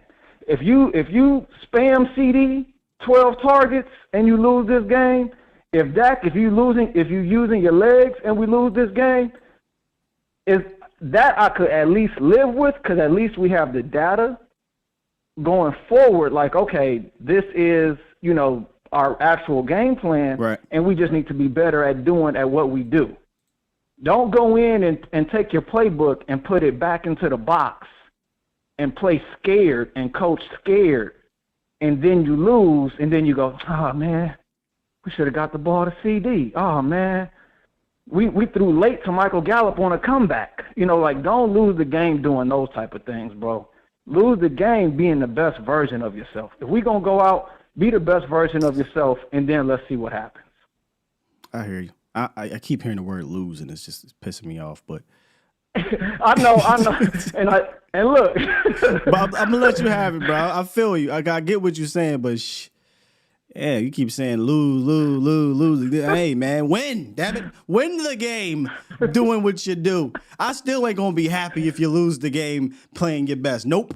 I'm not gonna be happy. I'm not gonna be happy if we lose the game. I feel you. I'm not gonna be happy if we lose the game. Yeah, I'm not gonna be happy if we lose the game. See, you keep I'm just saying. Just... I don't wanna. I don't wanna call in here next week, and we talking about, man, what do we look at the film? What are we doing? Like, yeah. I don't want that conversation. I feel you. I don't want that conversation, bro. So let's let it go. And honestly, I think the way Dak is playing right now, man, I'm actually probably more worried about our defense than I am our offense. I think, the way Dak is using his legs, I don't see him going back into that shell, even if the playbook does go back into the shell. I think Dak is still going to go out there and let it rip. I'm laughing at Gina. Gina in the chat said, if he say lose one more time. All right, man. Hey, look. We gonna win the game. We gonna win the game. All right, we gonna win the game. No, but yeah, I hear what you're saying, man. I hear what you're saying, and I don't see them. I don't see Dak going back into a quote unquote shell. And Mike, I can't say I don't see Mike because we're just now seeing him kind of spread his wings a bit as a Cowboys offensive coordinator for the first time, but I sure as hell hope he doesn't feel like he has to go on the road and then shrivel back up because he's scared of pre-snap penalties or whatever, right? Like, no, man. Cut that thing loose like you said. You talked about how there's other concepts that you haven't gotten to yet. Be a fantastic time to get to it because that secondary's food, right? So get to those concepts, do those concepts, get out of it. In fact, I wouldn't shrivel up. You know why? Because if you get out to a lead, not saying that the Eagles can't, come back from when they did it against the Washington football people, but your team plays so much better in that way, whether you want to call it front runners or not. But if you get up, 13-3, 17-6 or something like that, now you take them away from doing what they really want to do, and that's to remain balanced and try to get you with all that play action stuff. Nope, pin your ears back and go get Jalen Hurts, who got a hobbled knee and who's starting to turn the ball over at one of the highest rates in the league. So don't shrivel up, man. Open this thing up, firing right away. Yes, sir, man. I'm excited for it. I can't wait, bro. I'm going to jump off, man. We're going to win the game. Okay? Peace, y'all. Peace. Yeah, I mean, we all get what Mel was saying, but I just kept hearing saying if we lose this way. Lose. I ain't superstitious. I'm a little stitious.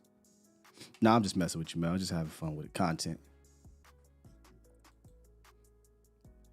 All right, we're gonna lock these things. We're gonna make this a solid 4. All right, let's get Poindexter, Reek, and then we got 832. What's good, Poindexter? What's up, Sky? How you doing, man? I'm doing fantastic. How are you, sir? Man, I'm just looking forward to this Philadelphia win. You hear what I'm saying? You know what I was really surprised about? I was surprised at the durability of Turpin. Wasn't he supposed to have like a high ankle sprain? Hey, does he look like somebody running with a high ankle sprain? No, you hear what I'm saying? Hey, Poindexter, you see him on that return? He hit a different gear. That's what I'm saying. And because I was a little concerned, when they said, when he was against Frisco, they say he got a high. I was like, oh man, you know what I mean? Yeah. We're gonna lose him for a few weeks. But to see him with that burst, man, I was like, don't this dude have a high ankle sprain? That was really surprising to me, man. So I don't. I'd shock him. I'd shock Philly, Poindexter, with the kind of play action situation and get Turpin up the field like we did against the Niners.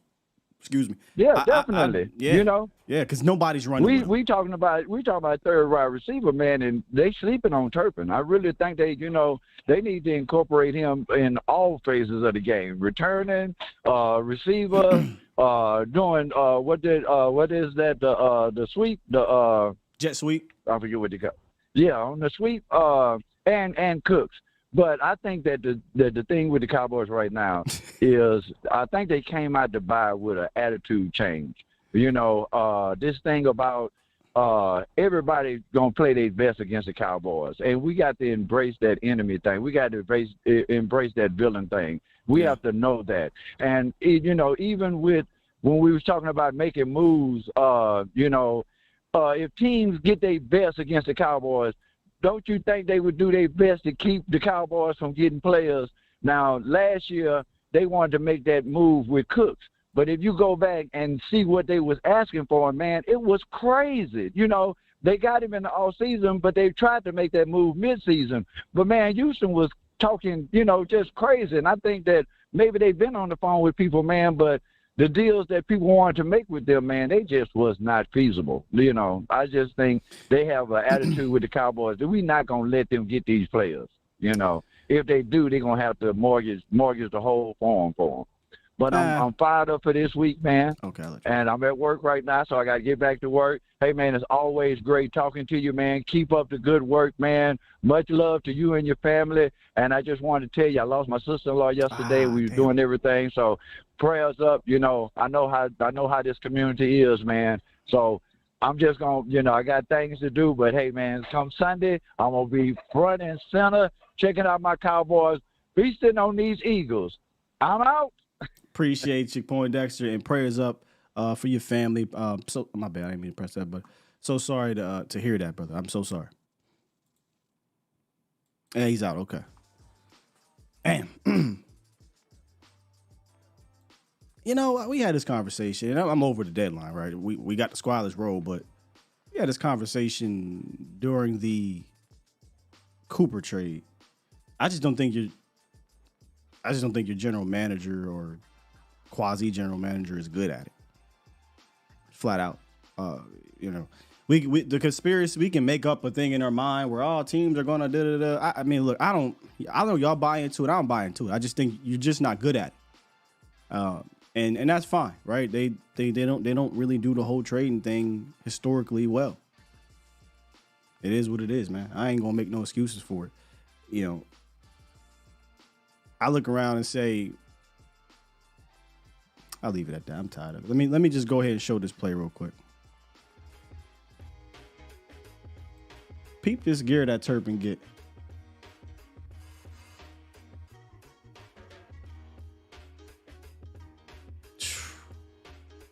Right there. I thought he was out of bounds. He gonna get one. I mean, he got one, obviously, and got called back, but Will Blackman actually spoke on both of his returns. And look at Nahshon Wright. The irony right there, by the way, of Nahshon Wright being the guy to help Turpin return that, than being the guy to stop Turpin from getting a touchdown. But Will Blackman talked about how they tweaked his return mechanics or return process or processor or however you want to call it into, just get the first 10 yards, right? Get the first 10. And then the rest will set itself up. And he was like, if you average 10 yards per punt return, you'll lead the league. So just get the first 10. And you kind of saw Turpin do that, right? Let me get this 10, and then he starts setting it up afterwards. So Turpin was moving, man. Appreciate you, DB. Drop 5. I'll get to the super chats here in a second. Let's get to these phones, though. What I say? Reek, right? What's up, Reek? Hey, what's going on, Sky? What's going on, Cowboy Nation? What's up with you, man? How you doing? Hello? Yep. Oh, okay. Yeah, Sky, I'm cooling. I want to ask you a question. Well, first of all, before I ask the question, I want to say this. To the caller that was saying that he wouldn't mind if we was to lose this game by any chance, you should mind. You drop 2, You dropped 2 NFC games already in the same conference, and that's the Central Conference, right? Of the NFC, right? As far as the loss against. Yeah, you dropped 2 in the conference. So far, you haven't dropped any in division. So if you lose this game, not only do you have 3 conference losses, but now you have a divisional loss. So, yeah. Mm-hmm. And it's all gonna add up at the end of the day. So we got 6 more NFC teams that we playing. Straight, right? I'll pull up the schedule for you as you keep talking. Okay. Yeah, all these NFC games are 2, 3, are important. 5. Yep, 5 if you count Philly. 6. Yep. Yeah. So we need all these games. You know what I mean? On the last I'm looking at it is 6-1 through the NFC from this point on. It was a great win last week. We need to put together another win this week, and especially in our own division. So all these games are important. So I'm not looking to lose to Philly now one damn time. I want to rub it in their face every time we see them to let them know that we put our you know what I'm saying? We put our willpower on y'all and we beat the shit out you. Because I can't stand Philly fans. Because every time I see them, they talking shit. I always got something to say when they see me with a Dak jersey on or anything Cowboy. I hear it all the time. So I'm tired of them. With Mike McCarthy, him and Dak, they need to keep doing their thing. Let's not stop anything that we're doing. What I seen last week, that's what I want to continue to see. I don't want to see the ball getting forced to no damn Michael Gallup because he's getting paid more than everybody on the team right now as far as the wide receivers. I don't want to see that. I want to see what works. I want speed on the field. I want people to be able to have separation. You know what I mean? Put Turpin, put Tolbert on the field. You know what I mean? And I'm pretty sure by them doing that opens everybody up. You know, I really believe by us putting people like Turpin on the field during the game, that's what gave him the confidence during that big return. Like, I can do this. You know what I mean? Because they using me on offense too. He's not just sitting on the sideline because we putting the people that we paying on the field and just rocking out like that. It's a team sport. Everybody needs to be involved. You know what I mean? And far as our defense, I really believe we're gonna do our thing, but I am keeping an eye on Javon on Curse a little bit because he looked like he slowed down just a tad bit. Because I was listening to a show last night, Boss and Candy show last night, Boss Cowboy Candy show last night, and she said that the tight ends that we've been going against, the coverage of the tight ends has been going up. The tight ends been kind of killing us, and Curse is supposed to be a tight end stopper. That's what he was doing. But it looked like he slowed down a little bit. So they're saying the average far as that is kind of up right now, and that's something that we need to look at going forward when we're playing against teams with good tight ends. You know what I mean? But other than that, I think that we know Philly. That's why I don't think that these two teams know each other. So I think we just gonna slug it out and see who wins in the end. And that's all I really want to see. And I want and one more thing, and I'm up out of here, Sky. Dak runs Philly. So I need all the Philly fans to understand that. He's 8-3. Men lie, women lie, numbers don't. Always remember that. I'm up out of here, y'all. Peace. All right. See, when y'all come in here and y'all say 17 different things, I can't talk about all of it, but good call there. 832. What it is, what it do? Hey, Scott, how you doing? This is Steve from Houston, man. Brother. Hey, anyway, brother, I wanted to talk. Rick actually hit a few of the things that I wanted to hit up. A few? He hit them all. There ain't. Can you hear me? I can hear you fine. Yeah, he did. But man, what's up to everybody in the Bomb Squad? How you doing, Scott? Appreciate you letting me call in. But of course, the number one thing is the bracket coverage, because you look at all the number one receivers in the league, and it seems like none of those other receivers, we never hear about bracket coverage shutting those guys down. Is it a Dak thing, or is it more of a product of the offense? While the Cowboys, it seems like we tend to have difficulty getting our number one guys off, whether it was Dez or now with CD, or when it was Cooper with this bracket coverage. Like, why is that a problem for Dallas? And it seems like only Dallas. Hasn't been a problem lately. No, it hasn't. It hasn't. But like, I get frustrated. Like it seems like we have a tendency not to go to our number one receivers. And like you say, lately that's not been a problem, but historically it kind of has been. Well, when you have a system that is about system and not players, that's what's going to happen, right? Where it's not about spamming one guy. That's what's going to happen. But once you decide to do what? Spam your guy, now look. We get production. So if your game plan to go into it is, hey, we need to spread this thing around. If your owner is talking about 5 targets for your number one is fine. What you think is going to happen when you get down there?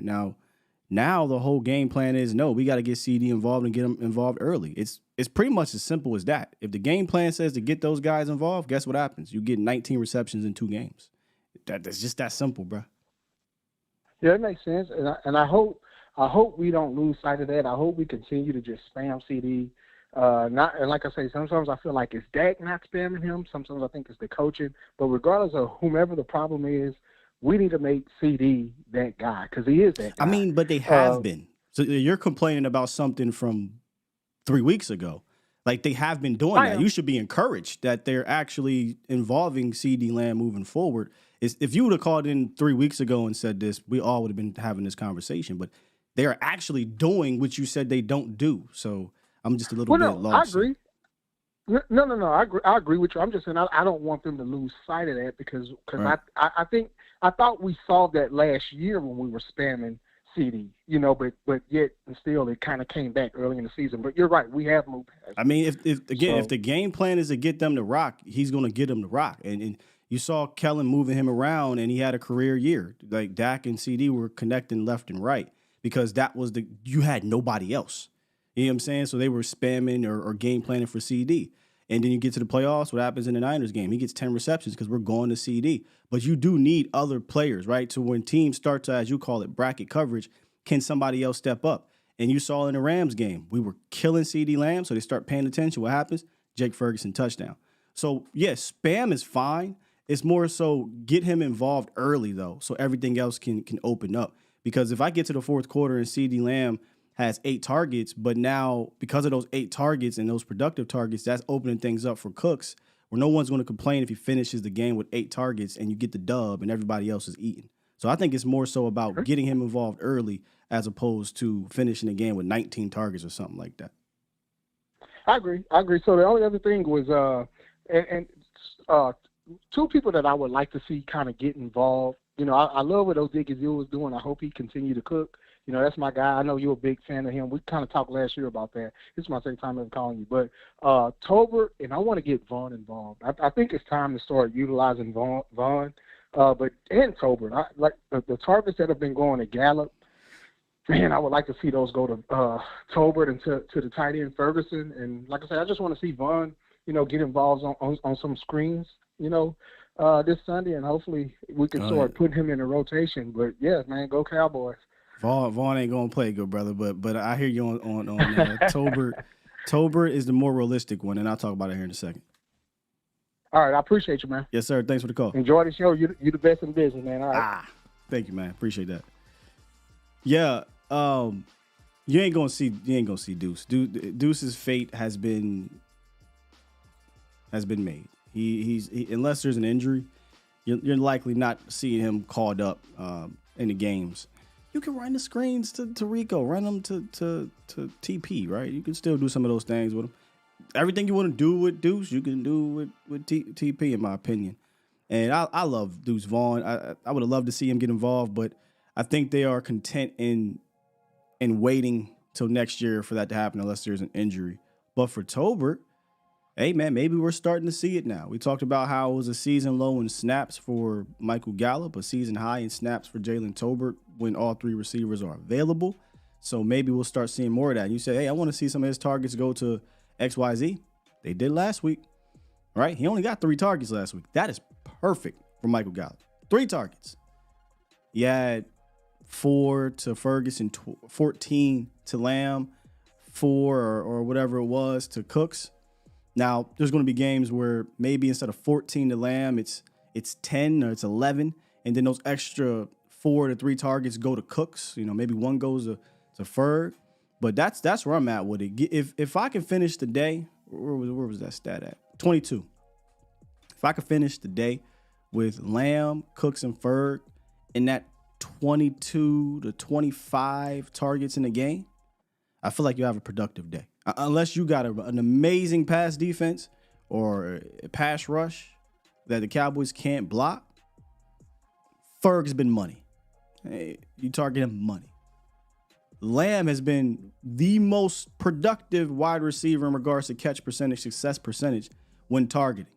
80 plus catch percentage is ridiculous. That just doesn't happen. Now, I know he ain't putting up the Tyreek Hill and the AJ Brown numbers, but when you throw him the ball, 80.2% of the time he's catching it, or whatever, 82% of the time he's catching it. So, you're going to get high end catch percentage from those two. And then with Cooks, it might not be an 85 catch percent day, but say you target him 7 times and he gets you 4 receptions, it might only take 1 or 2 to be big plays. So those are the 3 I'm spamming, right? That's the new word we've been using. Those are the 3 guys that I'm targeting heavy, and then just work off of it. Where if you go look at the tape for Tolbert, and I ain't gonna bring it up.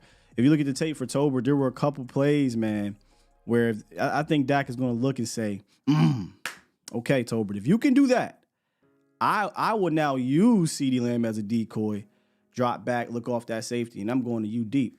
And he had a 7 route where he wanted Tolbert so bad. It would have been a touchdown. He got open. But Chumi Doga's guy just walks him back into Dak's lap. Dak has to kind of fly out the pocket, and he checks it down to, who was it, Dowdle? And there was a penalty, fortunately.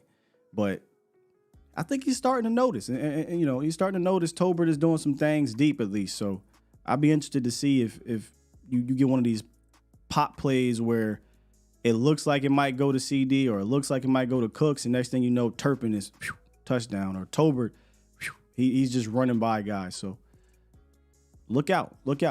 I'm okay if Tolbert is not getting 7 targets a game, right? If he can kind of get 2, 3, that's fine. Because what Tolbert does for you that Michael Gallup can't do is he brings more versatility. We showed one of the plays, see if I can find it, where if you just look at the motion, I mean, look, y'all answer this question. How many times have you seen Michael Gallup do this? Ask you this. Here's Tolbert right here. Okay, Tolbert's going to start out wide. And you might say, man, this ain't nothing, but hey, man, motion, I'm all about motion. Sprint motion right, plants come back left, and it's an ass-snap motion. And look how hard he runs his route, too. That's what I like about Tolbert. He's going to do the dirty work. This is a clear-out route, and he did this against the Jets, where he got CeeDee Lamb open by the way he ran his route and how he gets into the middle of this defense. 1, 2, basically 3 guys he's taken out of this play for a wide open. You might say, well, Sky, he ain't make a catch, but it's plays like this. It's plays like this that you set up later, and it was set up later. Tolbert ran a crispy 7 route where it wasn't necessarily, I really want to find this play for y'all. It wasn't necessarily in this formation, but you had Rico Dowdle, who was around here, and he went out to the flat, kind of drew this defender up, and Tolbert ran this 7 and was wide open for a tutty. So these are the things that, no, that's not what we want. These are the things that, how I like to see Tolbert be used more, because he can still have an impact even if he's not getting the ball, if that makes sense.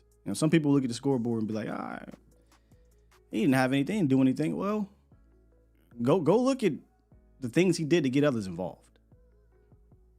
100% will continue to utilize these guys in that manner. Tolbert gets his 29 to 35 snaps. Gallup gets his 29, 30 snaps or whatever. Gallup gets 3 targets. He catches all 3, 30 yards, 3 first downs. Fine. That I don't give a damn about the money. You don't need to spam him. Tolbert gets in there. Maybe he gets 3 targets, catches 2 or 3. Fine. Lamb, Cooks, Ferg. In that order.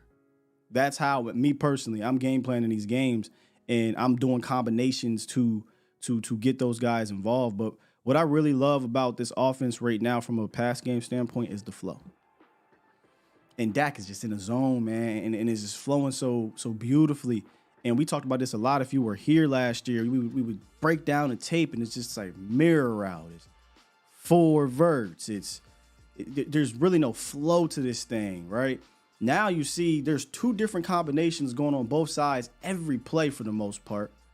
And if nothing is there, I can work my way back to the other side within the flow. So it's 1, 2, 3, but it's not 1, 2, 3, get the ball out. It's just that progression. So it's really fun to see. I'm sorry for nerding out a little bit here, but this is what I was expecting coming out of training camp, not what we had saw prior to the Chargers game.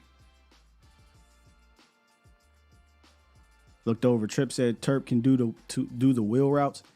I think that's one of the variations we'll start seeing. We brought this up on Vach's show at the very first week of Mike McCarthy saying that he was going to be the play caller.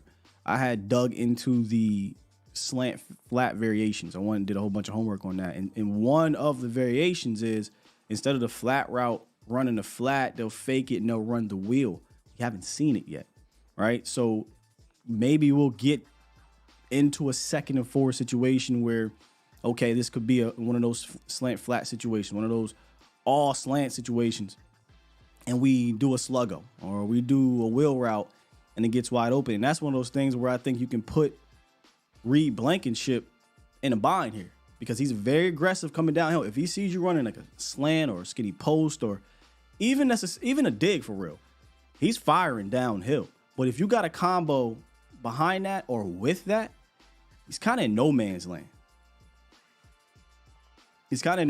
So, maybe if we can get a combination like that with Turp. I mean, Turpin, Tolbert, Cooks, I think all of our receivers, except Michael Gallup, are running past all of these defensive backs. I mean, I think they're running past all these DBs, and I don't think that's something crazy to say if you go and look how the defensive backs for the Eagles are playing.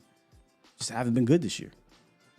It's all going to be predicated on the pressure. So if Dallas can block it up just enough, they can eat on that back end. But you cannot let this pressure get to you. Now, Dak has done fantastic with pressure. He's, number 1 in the league in completion percentage against the pressure. But that don't mean we want to see that all day. All right, let's get to super chats. I think it's just a few. Yep. And I got DBs. Hey, appreciate you, man. DB, drop one. Super chat. He said, great show. Get them likes up. Go Cowboys. Absolutely, man. It's our virtual currency, as Vosh likes to say. So please hit the like button. Lost in Translation said, super chat. Tell Shady that's America's ass. Like, I don't really watch these shows, right? I see the clips go around on Twitter. And I told y'all after what game? One of those games where I was like, you know what? I'm not going to watch even when we win.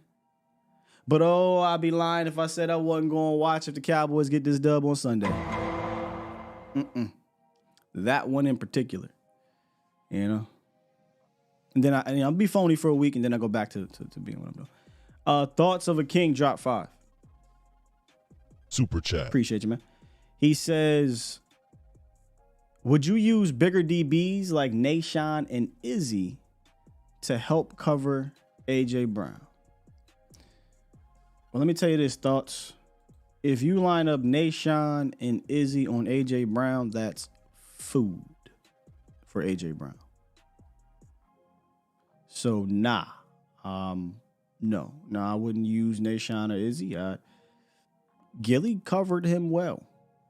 DB can cover him. I think DB can stick with his physicality. Now, like we talked about with Okoye, we haven't seen DB in jump ball situations or even Gilly for that matter this year much. But Gilly, shouts out to DMV, who dropped and I wish if DMV was in here. DMV, I got you, bro. I don't know how I'm gonna find it. I know I'm gonna find it. DMV dropped a film session on the Fanatics on Stephon Gilmore versus A.J. Brown with the Colts, and he was fantastic against him. So I actually have some confidence in Stephon Gilmore playing well against A.J. Brown. Obviously, we haven't seen DeRon Bland play much against him. Last year he was in the slot and he got a pick in the slot, right? Or no. That was JK. JK got a pick. But last year was inside. This year he's going to be out wide with Gilly. And honestly, it all depends where they line these guys up at, because Gilly and DB are not switching sides. They're going to stay on one side. So maybe they go back and look at the film and be like, hey, look, we're going to stay away from Gilly with AJ because Gilly did a fantastic job against him. And we'll try to attack DB. I say go for it, right? Like, hey, you ain't going to win them all. But it ain't too many defensive backs that can get the rock like DeRon Bland. So it'll be a fun matchup. So we got a Philly fan here that says AJ is unguardable. He has been unguardable this season, 100%. Let me copy this. Copy link. Here we go. Here is the shouts out to DMV Fanatic. This is the film breakdown he did against Stephon Gilmore and AJ Brown last year, and Stephon Gilmore was fantastic against him. I think the difference this year is that AJ Brown and Hurts have just been hard to deal with those deep balls, the jump balls, right? Where last year, I think in this film session, and correct me if I'm wrong, DMV, a lot of what was happening was kind of like 15 yards and in. And hey, you want to target DB 15 and in, good luck. You know, he's been killing dudes in that way. But if they start saying, okay, yeah, you want to put Gilly on Brown, we'll just play bully ball now. We'll just throw it up. And AJ Brown's been the most physical receiver at the catch point in the game in the 2023 season. So it's the deep balls. It's TBD. I don't know how we'll deal with that. But anything underneath, right? Unless it's a deep drag or a deep over, because those are the things that you've been dealing with. And we saw a deep over connect in that Washington game, right? Those are the things that kind of are toss-ups. But anything other than that, I mean, I like my chances, especially if they're going to be stationary with A.J. Brown. Where we got in trouble last year was they were moving A.J. Brown pre-snap, and it was condensed formations. He had him going behind the line of scrimmage. Diggs was getting caught in traffic, and boom, now we wide open, right? If you're going to be stationary with A.J., look, it's going to be a battle. But if you get him moving around and you start getting concepts where he's springing open due to the scheme, yeah, that'll be tough to deal with. But from what I've watched, they're not springing Brown and Devontae Smith open schematically. They're just saying, I'm better than you. And that's going to work against a lot of teams, because not a lot of teams are better than Philly. Not a lot of teams are equipped to deal with, Goddard and Smith and AJ, right? Cowboys got a good defense. So if the game plan is going to be, I'm better than you, let's just go out here and be better than you, it's going to be a heavyweight fight. It's going to be a heavyweight fight. And I need Dallas to land the first haymaker. And you know what that first haymaker is? It's hitting Jalen Hurts. You got to beat him up. Guys, remember in Philly last year, this was the Cooper Rush game. But if you look at the Eagles' offense, it wasn't like it was just an amazing offense in that game. Right? They got converted a couple fourth downs with, again, motion or whatnot. But Hurts was very sporadic. He was very sporadic, and he seemed a bit rattled because they were hitting him early. Actually sacked him, I think, in the second play of the game.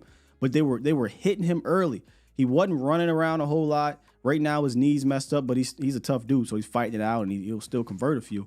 But if you hit him and let him know, hey, I'm here, you may get him in a situation where, in the Jets, where, he might be seeing 12 defenders back there, but it's really only 6 or 7.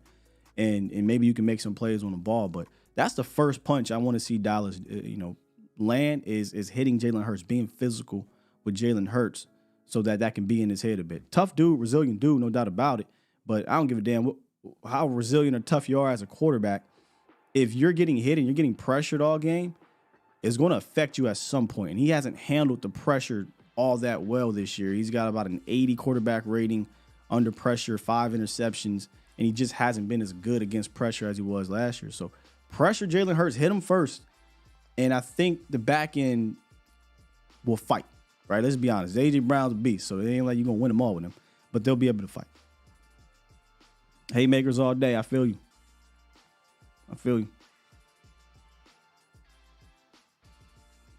Jay said he squeaked by with a $125 in that game. Yeah, see what I'm saying? Like, it wasn't like their offense went crazy. And some people might say, well, Scott, didn't they rush for like a $130? I think they might have ran it 40 times in that game. I think they had less than 4 yards per carry on average.